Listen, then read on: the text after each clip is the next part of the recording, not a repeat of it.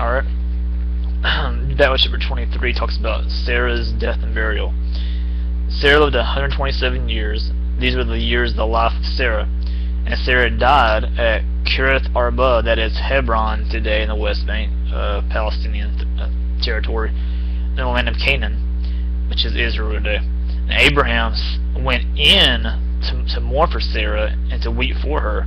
And Abraham rose up from before his dead and said to the Hittites, I am a sojourner and a foreigner among you. Give me property among you for a burying place, that I may bury my dead out of my sight.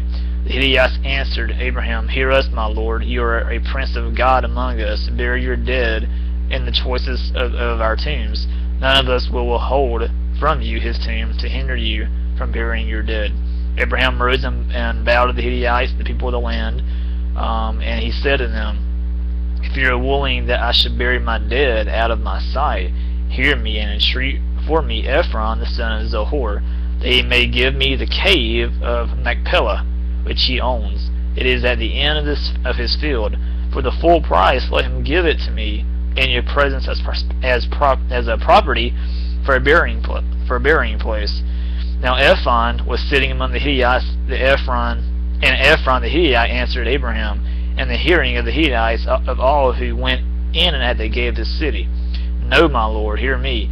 I give you the field, and I give you the cave that is in it. In the sight of the sons of my people I give it to you.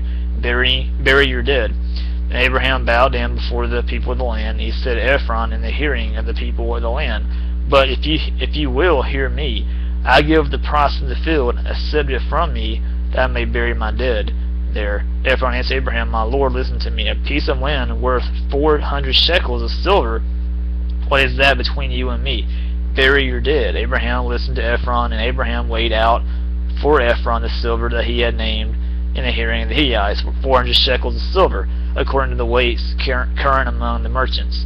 So the field of Ephron at Machpelah, which was to the east of Mamre, filled with a cave that was in it, and all the trees that were in the field throughout its whole area, was made over to Abraham as a possession in the presence of the Hittites before all who went in at the gate of his city.